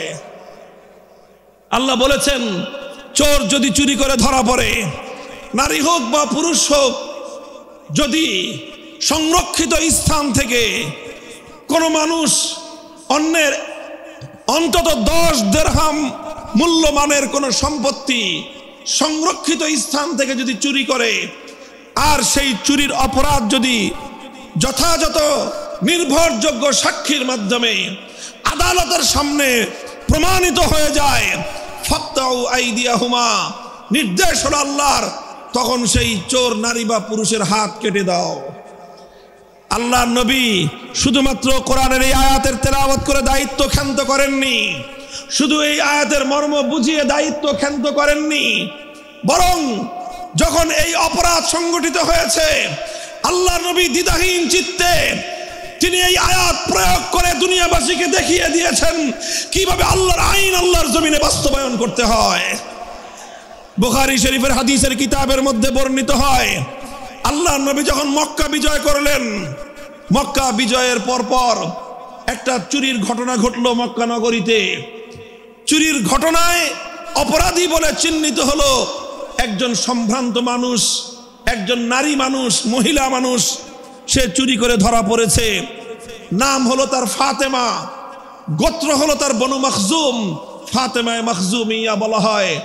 বনু মখজুম হলো আরবের কুরাইশ বংশের মধ্যেও অত্যন্ত সম্ভ্রান্ত একটা পরিবার, যেই পরিবার থেকে স্বয়ং আল্লাহর নবীর দাদির জন্ম হয়েছিল, নবীর রক্তের সঙ্গে সংশ্লিষ্ট, নবীজির পরিবারের সদস্য, নবীর দাদির পরিবারের সদস্য ফাতেমায়ে মখজুমিয়া চুরি করে ধরা পড়লো। বুখারীর হাদিস, ফাফাজিয়া কওমুহা ইলা উসামাতা, কুরাইশের লোকজন তারা শঙ্কিত হয়ে গেল যে এখন তো মক্কায় আল্লাহর কোরআনের বিধান বাস্তবায়িত হয়েছে, খেলাফতের শাসন কায়েম হয়েছে, এখানে আল্লাহর নবী বিচার করে মেয়েটার হাত কেটে দিবেন। যদি মেয়েটার হাত কাটা যায়, একটা মেয়ের হাত কাটা যাবে, পুরা বংশের নাক কাটা যাবে। কাজেই তারা সকলেই বিষয়টা নিয়ে বিচলিত হয়ে পড়ল, কিভাবে এই মেয়ের উপর হাত কাটার শাস্তিকে প্রতিরোধ করা যায়। এজন্য তারা তদবির শুরু করলো। তদবিরের জন্য একজন উপযুক্ত ব্যক্তি, আল্লাহর নবীর অত্যন্ত কাছের, নবীর অত্যন্ত প্রিয় একজন ঘনিষ্ঠ সাহাবী উসামা ইবনে যায়েদ, আল্লাহর নবীর পালক পুত্রের সূত্রে তিনি নবীজির নাতি। সেই উসামা, যাকে বলা হতো হিব্বু রাসূলিল্লাহি সাল্লাল্লাহু আলাইহি ওয়াসাল্লাম, অর্থই হল আল্লাহর রসুলের প্রিয় পাত্র, নবীজির প্রিয়তম, এটাই ছিল তার উপাধি। সেই কুরাইশ বংশের লোকজন, বনু মখজুম গোত্রের লোকজন উসামাকে এসে ধরলো, যাও মুহাম্মদ সাল্লাল্লাহু আলাইহি ওয়াসাল্লাম সম্পর্কে তোমার দাদা লাগে, তুমি তোমার দাদাকে গিয়ে বলো এই মেয়েটার জন্য হাত না কাটা হয়, কারণ এই মেয়েটা ওনার নিজের বংশের লোক। এই মেয়েটার যদি হাত কাটা যায়, পুরা কুরাইশ বংশের সম্মান ধুলোয় মিশে যাবে, স্বয়ং আল্লাহর নবী তার নিজেরও প্রেস্টিজের হ্যাম্পার হবে, কাজেই হাতটা যেন না কাটা হয়। উসামা ইবনে যায়েদ মুহাম্মদ সাল্লাল্লাহু আলাইহি ওয়াসাল্লামের কাছে গেলেন। তিনি গিয়ে সুপারিশ করলেন যে এমন একটা ঘটনা ঘটেছে, বিচার আসতেছে আপনার কাছে, এই মেয়েটার যদি হাত কাটেন তাহলে কিন্তু আপনার নিজের অসম্মান হবে, আপনার বংশের মান মর্যাদা ধুলোয় মিশে যাবে। বুখারীর হাদিস, আল্লাহর কসম খেয়ে বলতেছি, আল্লাহর নবীর সম্মুখে উসামা ইবনে যায়েদ এই তদবির এবং এই সুপারিশ করতে দেরি, আল্লাহর নবী গর্জন দিয়ে উঠলেন, উসামা আতাশফাউ ফি হাদ্দিন মিন হুদুদিল্লাহ, আল্লাহর কোরআনের বিধান আমি প্র্যাকটিক্যাল বাস্তবায়ন করব, তুমি তদবির নিয়ে এসে আমার সেই প্র্যাকটিক্যাল বাস্তবায়নের ক্ষেত্রে অন্তরায় হওয়ার চেষ্টা করো। খবরদার, ভবিষ্যতে যেন তোমাকে আর এই ধরনের কর্মকাণ্ডে দ্বিতীয়বার না দেখা যায়। উসামা ভয়ে সংকুচিত হয়ে গেলেন, নবীর সামনে থেকে সরে গেলেন। আল্লাহর নবী বুঝতে পেলেন বিষয়টা শুধু উসামার একা নয়, সে একজন অল্প বয়স্ক যুবক মানুষ, বালক মানুষ, সে না বুঝে আমার কাছে বলেছে তাকে যারা প্রেরণ করেছে গোটা এই মক্কার আমার গোষ্ঠী কুরাইশ বংশের লোকেরা, তাদের মধ্যে শতাব্দীকাল সহস্রাব্দীকাল ধরে যেই জাহিলিয়াত আর যেই কুসংস্কার গড়ে উঠেছে সেই কুসংস্কারকে এই উসামার মাধ্যমে তারা বাস্তবায়ন করার চেষ্টা করেছিল। সুতরাং শুধু উসামাকে ধমক দিলেই চলবে না, গোটা মক্কাবাসীকে সংশোধন করতে হবে। ফালাম্মা কানাল আশিয়্যু, হাদিসের ভাষ্য, বিকাল বেলায় আল্লাহর নবী বাইতুল্লাহ শরীফের সামনে দাঁড়িয়ে, পবিত্র কাবার চত্বরে দাঁড়িয়ে জাতির উদ্দেশ্যে নবীজি ভাষণ দিলেন। মক্কা বিজয়ী মহাবীর আখেরি নবী বিশ্বনবী মুহাম্মদুর রাসূলুল্লাহ সাল্লাল্লাহু আলাইহি ওয়াসাল্লাম, মক্কা রাষ্ট্রের রাষ্ট্রনায়ক, তিনি জাতির উদ্দেশ্যে ভাষণ দিচ্ছেন। পৃথিবীর অনেক নেতা, অনেক প্রধানমন্ত্রী, অনেক রাষ্ট্রনায়ক, অনেক বিশ্ব নেতা বিশ্ব মানব জাতির উদ্দেশ্যে ভাষণ দিয়েছে, আর আল্লাহর নবীও একজন লিডার হিসেবে, একটি জাতির কর্ণধার হিসেবে জাতির উদ্দেশ্যে তিনি ভাষণ দিচ্ছেন। কম্পেয়ার করা দরকার নবীর ভাষণ থেকে বিশ্ব নেতাদের, জাতীয় নেতাদের শিক্ষা গ্রহণ করা উচিত। আল্লাহ নবী বললেন, লক্ষ্য করে শুনুন, বাইতুল্লাহকে সামনে রেখে পবিত্র কাবা শরীফের চত্বরে নবীজি লক্ষ্য করে বললেন, ইন্নামা হালাকা মান কানা ক্বাবলাকুম ইযা সারাকা ফীহিমুদ দাঈফ আকামু আলাইহিল হাদ ওয়া ইযা সারাকা ফীহিমুশ শরীফ তারাকুহু। হে আমার জাতি, শুনে রাখো, পৃথিবী থেকে অনেক সম্প্রদায়, অনেক জাতি, অনেক কওমকে আল্লাহ পাক রব্বুল আলামিন ধ্বংস করে দিয়েছেন। তাদের ধ্বংসের পিছনে একটা বড় কারণ ছিল, একটা অপরাধে তাদেরকে আল্লাহ ধ্বংস করে দিয়েছেন। সেই অপরাধটা ছিল ইযা সারাকা ফীহিমুজ যায়ীফ আকামু আলাইহিল হাদ ওয়া ইযা সারাকা ফীহিমুশ শরীফ তারাকুহু। যখন তাদের সম্প্রদায়ের মধ্যে কোনো সম্ভ্রান্ত লোক, কোনো প্রভাবশালী লোক, কোনো ক্ষমতাবান লোক যখন অপরাধ করত, যখন কোনো প্রভাবশালী লোক অপরাধ করত, কোনো নেতা, কোনো নেতার আপনজন, কোনো মন্ত্রী, কোনো মন্ত্রীর আত্মীয় স্বজন, কোনো সরকারি দলের লোকজন, কোনো টাকা পয়সাওয়ালা, কোনো বড় লোক, কোনো প্রভাবশালী ব্যক্তি, কোনো সম্ভ্রান্ত ব্যক্তি যখন অপরাধ করত, তখন সেই সম্ভ্রান্ত ব্যক্তির উপর তারা আইনের শাসন প্রয়োগ না করে তারা বিষয়টাকে চেপে যেত, তার উপর আইন প্রয়োগ না করে, শাস্তি বিধান বাস্তবায়ন না করে তাদেরকে ছেড়ে দেওয়া হতো।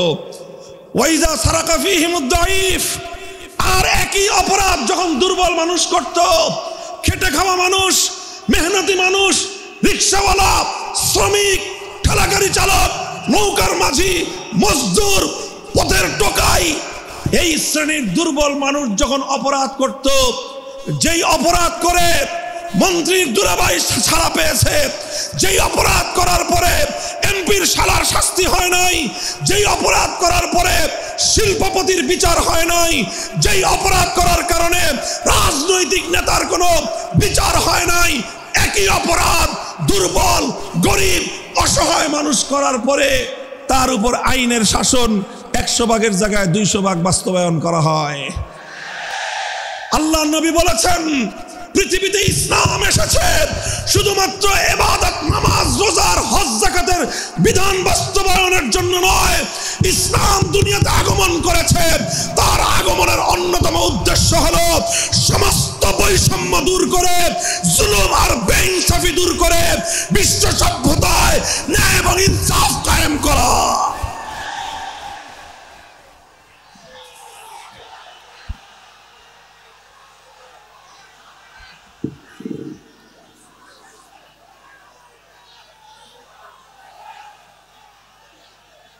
মনে রাখবেন, বৈষম্যহীন সমাজ গড়া এটা শুধু বৈষম্য বিরোধী ছাত্র নেতৃবৃন্দের দায়িত্ব নয়।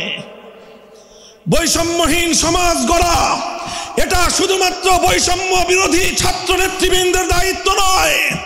বৈষম্যহীন সমাজ গড়া সর্বপ্রথম আল কোরআনের সৈনিকদের দায়িত্ব। বৈষম্যহীন সমাজ গড়া সর্বপ্রথম আল্লাহর নবীর সত্যিকার উম্মতদের দায়িত্ব। ওঠো, দাঁড়াও, হাত মুষ্টিবদ্ধ করো, সমাজ থেকে সকল বৈষম্যের কবর রচনা করবার শপথ নাও।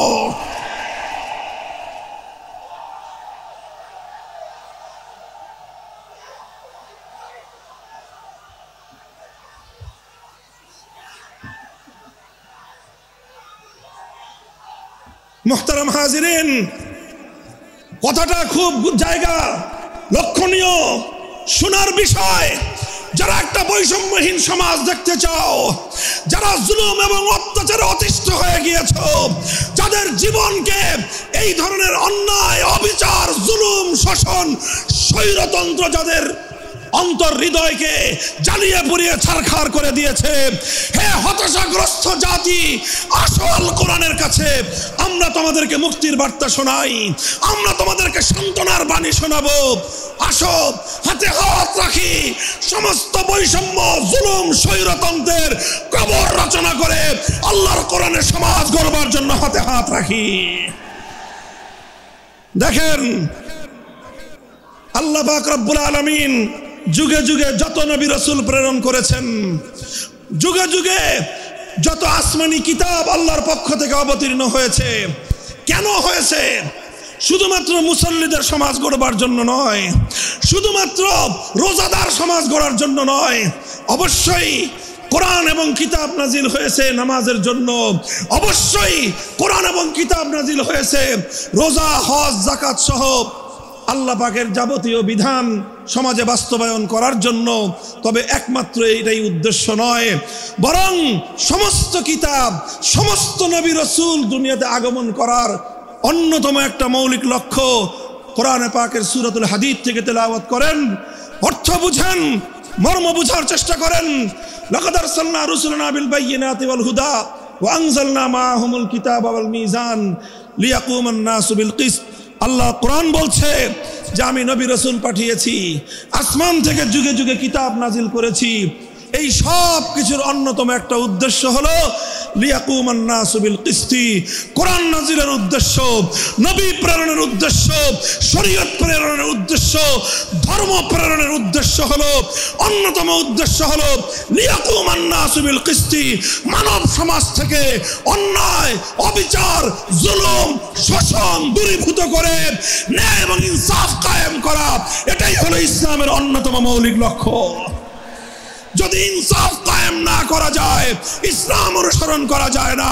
যদি বেইনসাফের বিরুদ্ধে লড়াই না করতে পারো, মিথ্যে মুসলমানিত্বের দাবি ত্যাগ করো। তুমি যদি ইনসাফের জন্য যুদ্ধ করতে না পারো, তুমি যদি বৈষম্যের বিরুদ্ধে লড়াই করার হিম্মত না রাখো, মুসলমানের মিথ্যা দাবি করা ভণ্ডামি ছাড়া কিছুই নয়।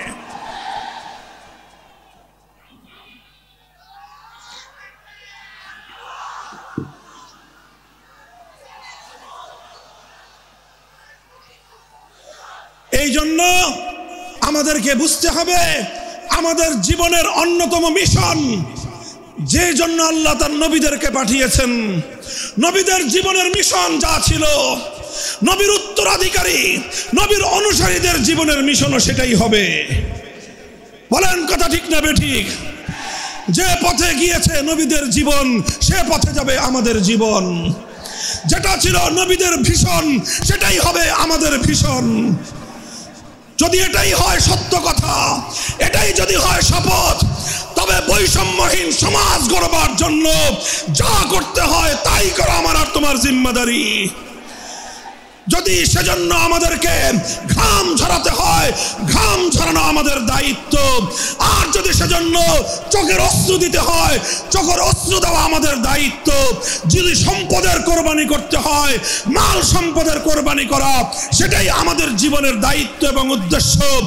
আর সর্বোপরি যদি একটি বৈষম্যহীন সমাজ গড়বার জন্য শাহাদাতের রক্ত দিতে হয়, আবু সাঈদদের মতো বৈষম্যের বিরুদ্ধে বুক পেতে দিয়ে জীবন দেওয়ার জন্য শপথ নিতে হবে।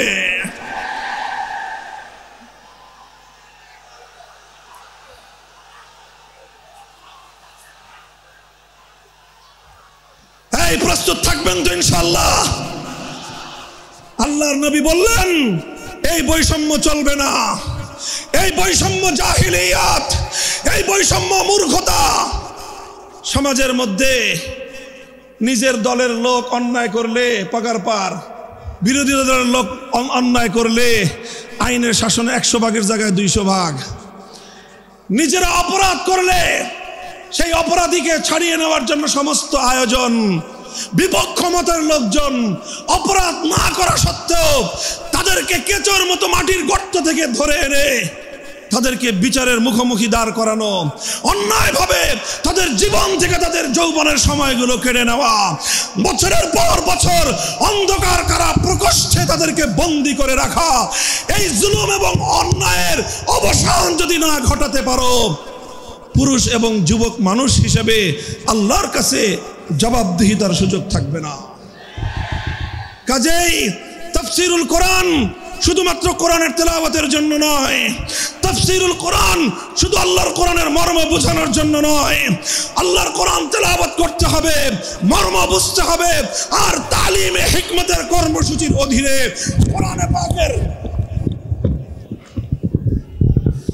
কোরআনে পাকের এক একটা আয়াত, কোরআনের এক একটা বিধান আল্লাহর জমিনে বাস্তবায়ন করার জন্য আমাদের জীবন যৌবনের বাজি লাগায় দিতে হবে, বাজি লাগায় দিতে হবে ইনশাআল্লাহ।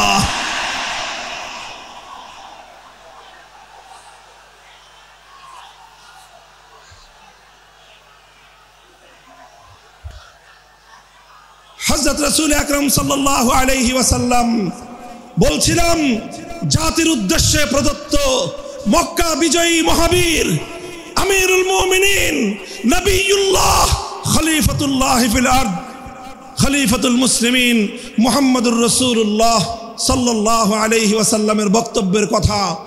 আল্লাহর নবী বললেন, বৈষম্যের কারণে আল্লাহ পাক রব্বুল আলামিন পৃথিবীর বহু জাতিকে ধ্বংস করে দিয়েছেন। সুতরাং শুনে রেখো, আমার দ্বারা বৈষম্য হবে না। শুধু আমার বংশের লোক দেখে, আমার গোত্রের লোক দেখে, আমার রক্তের আত্মীয়তার সূত্রের কারণে আমি অপরাধ প্রমাণিত হওয়ার পরেও তার উপর কোরআনের বিধান বাস্তবায়ন করব না, এটা আমার দ্বারা সম্ভব নয়। এরপরে আল্লাহর নবী যেই কথাটি বললেন, সেই কথা যদি আল্লাহর নবী হাদিসে না বলতেন, তাহলে সেই কথা উচ্চারণ করতে আমাদের জিহ্বা কেঁপে উঠত, আমাদের বক্ষ প্রকম্পিত হতো। আল্লাহর নবী বললেন, ওয়াল্লাহ লাউ আন্না ফাতিমাতা বিনতা মুহাম্মাদিন সারাকাত লাকাতাতু ইয়াদাহা, ওয়াল্লাহি লাউ আন্না ফাতিমাতা বিনতা মুহাম্মাদিন সারাকাত লাকাতাতু ইয়াদাহা। শুধু আমার দাদির গোত্র, আমার বংশের ফাতেমা নামনি মহিলা নয়, আজ যদি আমি মুহাম্মদুর রাসূলুল্লাহর কলিজার টুকরা মেয়ে, আমার জীবনের সবচেয়ে আদরের সন্তান ফাতেমা যদি আজকে চুরি করে ধরা পড়তো, আমি আল্লাহর শপথ করে বলি, আমি তার হাত কেটে দিতে এতটুকু দ্বিধা করতাম না। মুহতারাম হাজিরিন, এটাই হলো তালিমে হিকমত।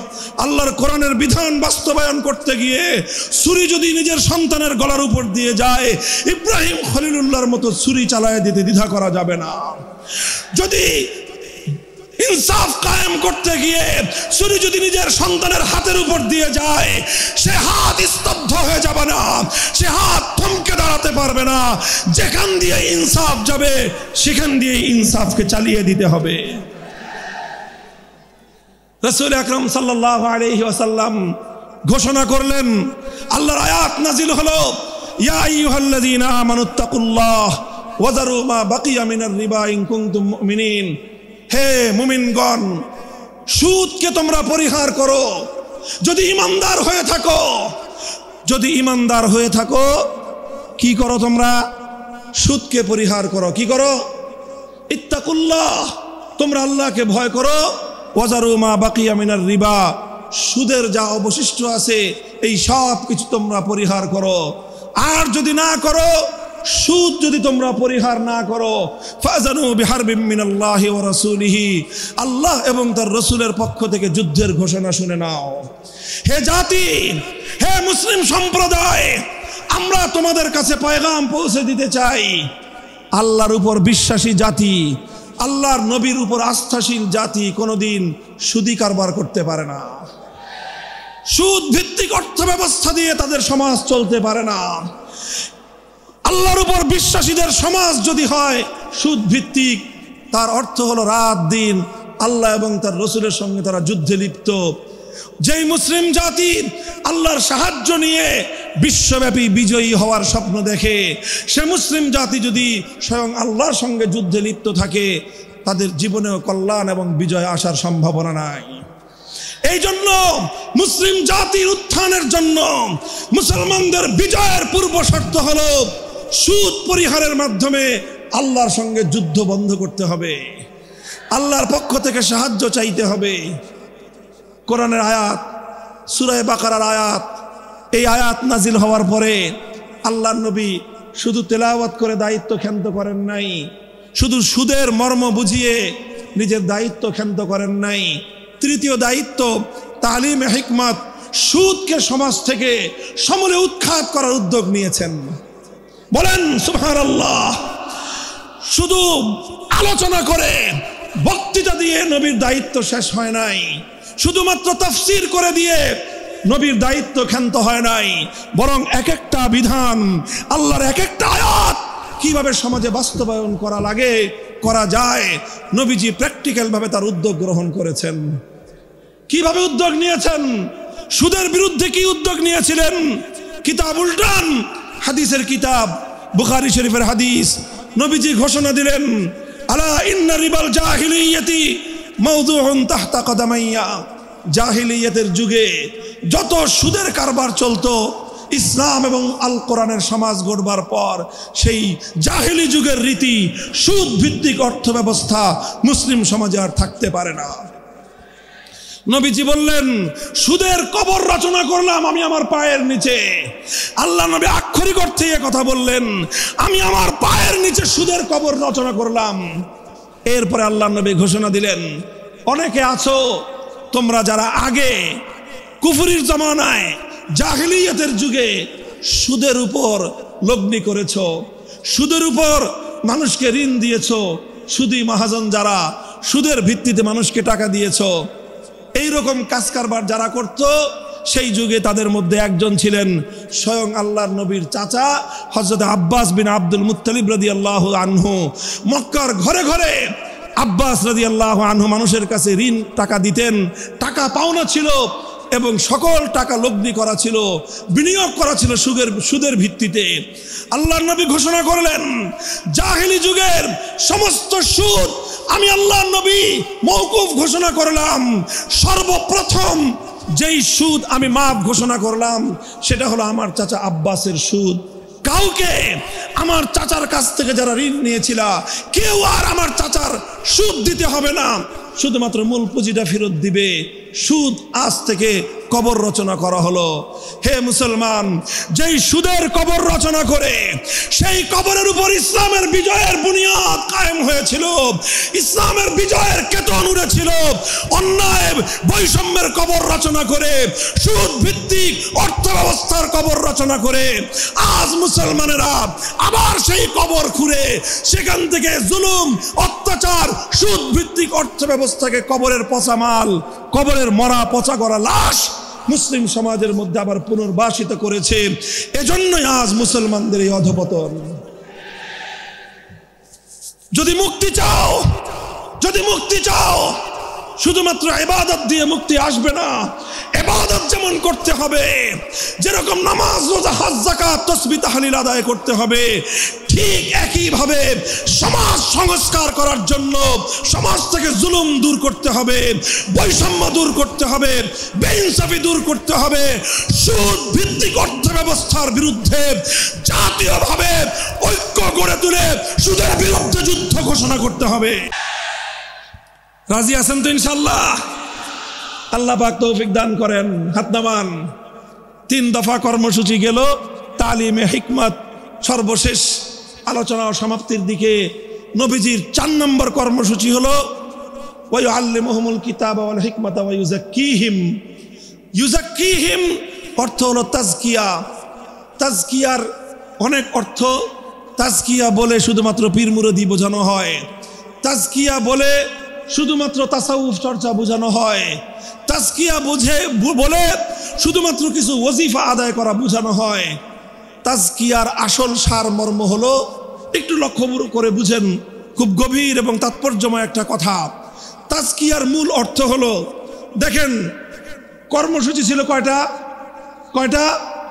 4টা। 1 নম্বর কর্মসূচি ছিল তেলাওয়াতে কিতাবুল্লাহ, আল্লাহর কিতাবের তেলাওয়াত। 2 নম্বর কর্মসূচি ছিল তালিমে কিতাবুল্লাহ, আল্লাহর কিতাবের মর্ম বুঝানো। 3 নম্বর কর্মসূচি ছিল তালিমে হিকমত, অর্থাৎ আল্লাহর কিতাবের প্রত্যেকটা বিধান, প্রত্যেকটা বিষয়কে প্র্যাকটিক্যাল আমলে পরিণত করা, কার্যে পরিণত করা। কথা ঠিক না বেঠিক? 3 নম্বর কর্মসূচি হলো শুধু আমলে পরিণত করাই দায়িত্ব শেষ নয়, বরং আমলে পরিণত করার পরেও আরো অগ্রসর হতে হবে। 4 নম্বর কর্মসূচি হলো আল্লাহর কোরআনকে নিজের আখলাক এবং নিজের চরিত্রে পরিণত করা। কোরআনকে চরিত্রে পরিণত করা, কোরআনের চরিত্র অর্জন করা। কোরআন যে আখলাকের কথা বলেছে, কোরআন যেই চরিত্রের কথা বলেছে, সেই কোরআনই চরিত্র যখন একজন মানুষ গঠন করতে পারে, এটাকেই বলা হয় তাজকিয়া। এটার নামই হলো তাসাউফ। মুহতারাম হাজিরিন, আল্লাহর নবী নিজের জীবনে 100% আল্লাহর কোরআনকে নিজের চরিত্রে পরিণত করতে পেরেছিলেন। এই জন্য যদি কেউ জিজ্ঞাসা করে আল্লাহর নবীর সিরাত কি, নবীর জীবনীটা কি, বলেন তো? সবচেয়ে সংক্ষিপ্ত অথচ সবচেয়ে পূর্ণাঙ্গ জবাব হলো, কি বললাম? সবচেয়ে সংক্ষিপ্ত অথচ সবচেয়ে পূর্ণাঙ্গ। নবীর জীবন সম্পর্কে সবচেয়ে সংক্ষিপ্ত এবং সবচেয়ে পূর্ণাঙ্গ বর্ণনা হলো কানা খুলুকুহু আল কোরআন, আমার নবীর চরিত্র ছিল কোরআন। কোরআন যা বলেছে নবীর চরিত্রে সেটা বাস্তবায়িত হয়েছে, নবীর আখলাকে সেটা বাস্তবায়িত হয়েছে। নবীজির কথাবার্তা, নবীজির উঠা বসা, নবীজির আচার ব্যবহার, নবীজির প্রত্যেকটা অ্যাক্টিভিটি, এমনকি চিন্তা চেতনা, সব যখন আল্লাহর কোরআন অনুযায়ী তৈরি হয়, তখন সেটাকেই বলা হয় তাজকিয়া। আর এটাই হলো কোরআনকে কেন্দ্র করে 4র্থ কর্মসূচি। মুহতারাম হাজিরিন, আমি আমার আলোচনা এবার সমাপ্তির দিকে টেনে নিয়ে যাই। আসুন আমরা আল্লাহর কোরআনকে সেন্টারে রেখে একটা সমাজ বিনির্মাণের চেষ্টা করি। সেই সমাজ বিনির্মাণের জন্য প্রথম কাজ, ঘরে ঘরে কানে কানে কোরআনের তেলাওয়াতের আওয়াজ পৌঁছে দেই। 2 নম্বর, প্রতিটি মুসলমানের কাছে কোরআনের মর্ম বোঝানোর চেষ্টা পৌঁছে দেই। 3 নম্বর হলো কোরআনের প্রত্যেকটা বিধান সমাজে, ব্যক্তিগত জীবনে, পরিবার জীবনে, সমাজে, রাষ্ট্র জীবনে বাস্তবায়ন করার উদ্যোগ নেই। 4র্থ কর্মসূচি হলো আল্লাহর কোরআনকে নিজের আখলাক, নিজের চরিত্রে রূপান্তরিত করার জন্য সর্বাত্মক চেষ্টা চালাই। ইনশাআল্লাহ রাজি আছি তো? ইনশাআল্লাহ রাজি আছেন তো?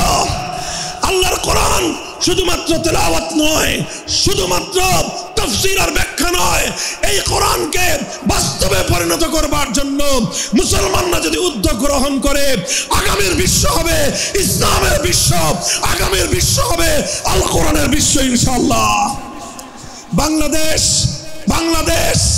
বাংলাদেশ নিয়ে আমার আখেরি বার্তা এখন হলো, বিপ্লবের জন্য বাংলাদেশ উর্বর হয়ে আছে।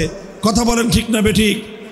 বৃষ্টির পানি পড়লে যেভাবে শীতকালের পরে বৃষ্টির পানি পড়ার সঙ্গে সঙ্গে ফসলের মাঠ যেমন চাষাবাদের জন্য উর্বর হয়ে যায়, আবু সাইদ, মুগ্ধ, সিফাত হাসান, এভাবে আমাদের অসংখ্য অগণিত বীর শহীদদের রক্ত ভেজায় বাংলার মাটি এখন ইসলামী বিপ্লবের জন্য উর্বর হয়ে আছে, আল কোরআনের বিপ্লবের জন্য উর্বর হয়ে আছে।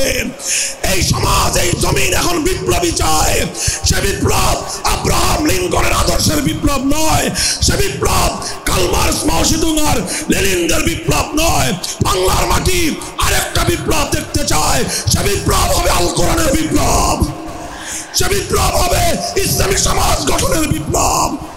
সেই বিপ্লবের জন্য 2000 যুবক নয়, যদি 2 লক্ষ যুবকের তাজা বুকের শাহাদাতের রক্তের প্রয়োজন হয়, সে রক্ত দেওয়ার জন্য শহীদ ঈদগাহে কারা কারা জমায়েত হবে, কারা কারা জমায়েত হবে। হ্যাঁ, এটা শুধু কথার কথা না, শপথ।